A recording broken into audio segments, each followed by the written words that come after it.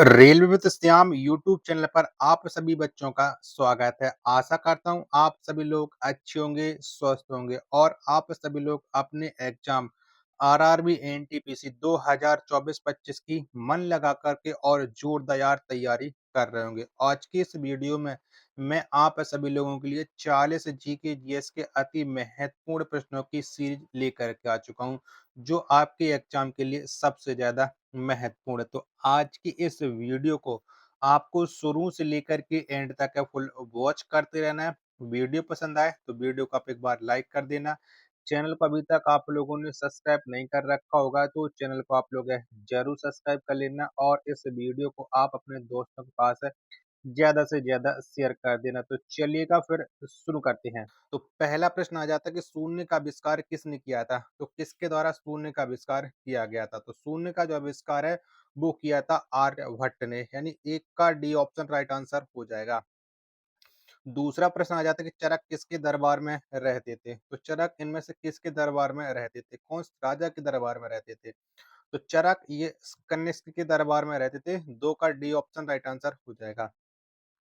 तीसरा प्रश्न आ जाता है कि सूर्य का ताप पृथ्वी पर किस माध्यम से पहुंचता है? तो कौन से माध्यम से पहुंच जाता है?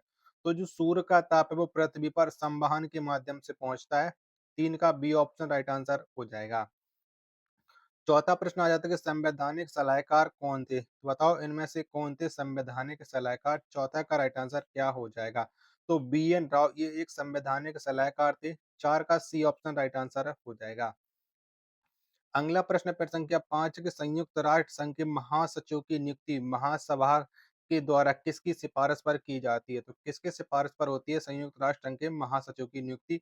5 का आंसर आपको बताना है। तो ये होती है सुरक्षा परिषद की सिफारिश पर। 5 का बी ऑप्शन राइट आंसर हो जाएगा।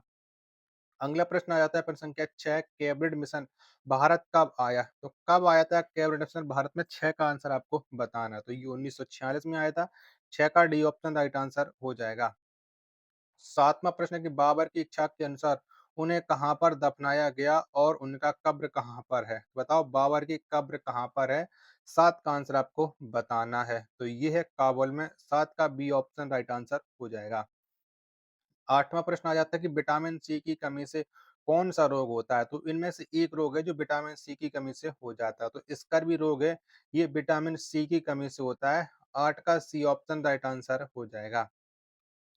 नौवां प्रश्न आ जाता है कि मुस्लिम लीग की स्थापना कब की गई? तो कब हुई थी मुस्लिम लीग की स्थापना? 9 का आंसर आपको बताना है। तो 1906 में मुस्लिम लीग की स्थापना की गई थी। 9 का सी ऑप्शन एकदम करेक्ट आंसर हो जाएगा।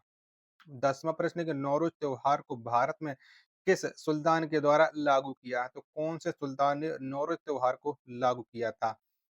तो ये बलवन के द्वारा लागू किया गया था। सी ऑप्शन राइट आंसर हो जाएगा। 11वां प्रश्न है कि भारत का प्रथम वायसराय कौन था? तो बताओ कौन थे भारत के प्रथम वायसराय? 11 का आंसर आपको देना है। तो ये थे लॉर्ड कैनिंग। 11 का सी ऑप्शन करेक्ट आंसर हो जाएगा। 12वां प्रश्न है काले वन किस देश में है? तो कौन से देश में है काले वन? 12 का आंसर आपको देना है। तो काले वन ये है जर्मनी में। 12 का बी ऑप्शन करेक्ट आंसर हो जाएगा। अगला प्रश्न आ जाता है प्रश्न संख्या 13 है आपके सामने।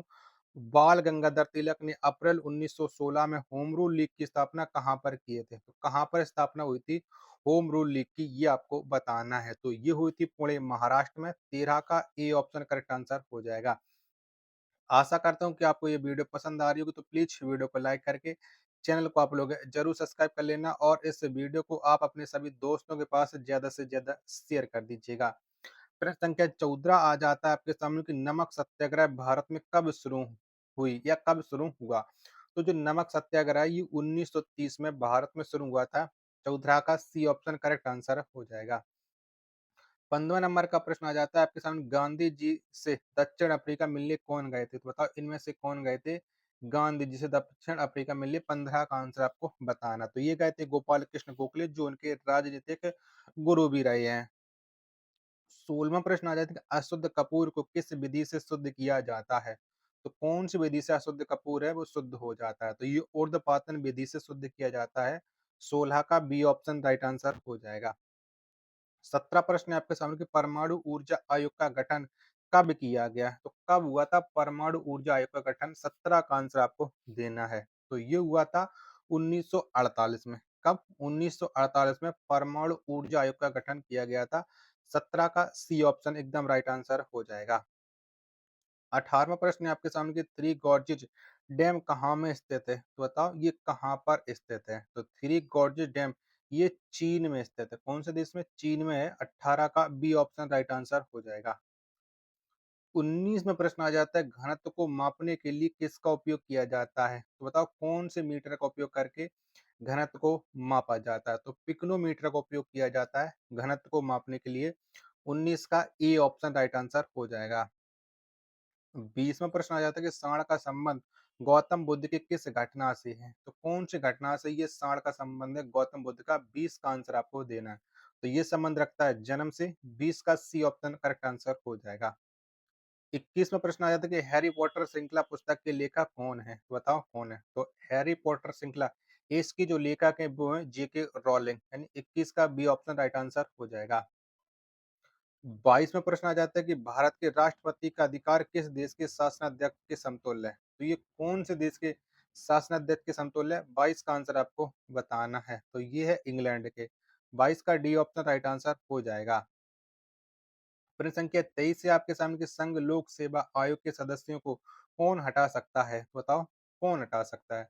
तो इनके सदस्यों को हटा सकते हैं राष्ट्रपति। 23 का डी ऑप्शन राइट आंसर हो जाएगा।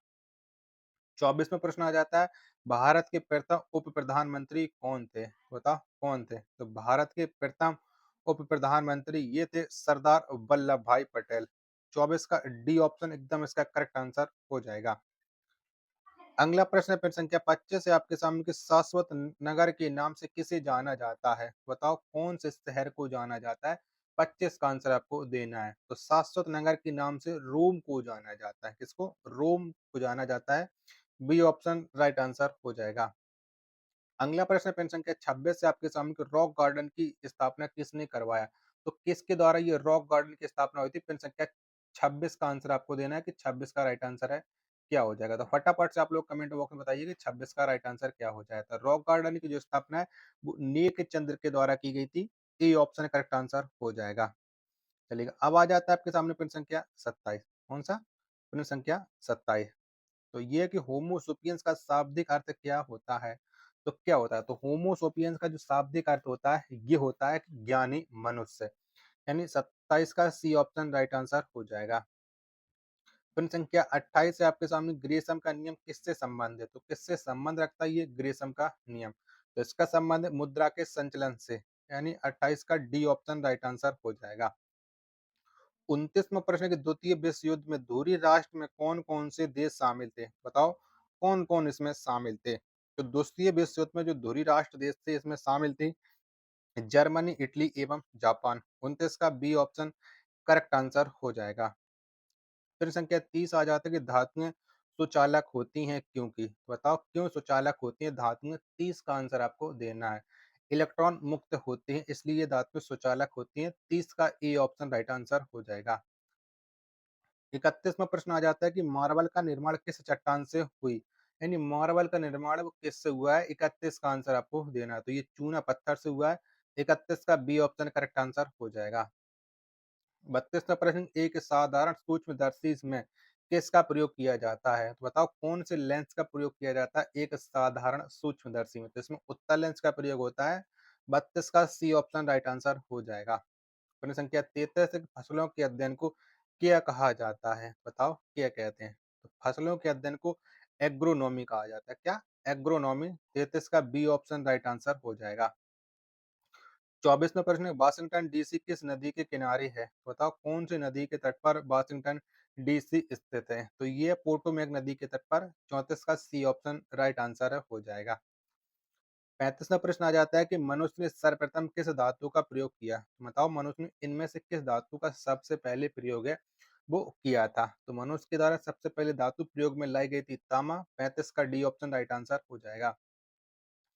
36वां प्रश्न आ जाता है कि मुद्रांचल में प्रयुक्त टाइप धातु क्या है? बताओ किस किस का प्रयोग होता है? 36 का राइट आंसर। तो इसमें होता है सीसा एवं एंटीमनी का। 36 का ए ऑप्शन करेक्ट आंसर हो जाएगा। 37वां प्रश्न, पक्षियों के वैज्ञानिक अध्ययन को क्या कहा जाता है? बताओ क्या कहते हैं?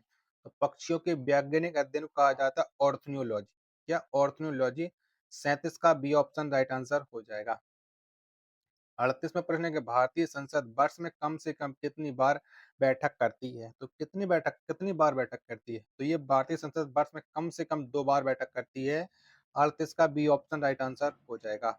39वां प्रश्न कि राज्यसभा के पदेन सभापति कौन होता है? बताओ कौन होते हैं? तो राज्यसभा के जो पदेन सभापति हैं, ये होते हैं उपराष्ट्रपति।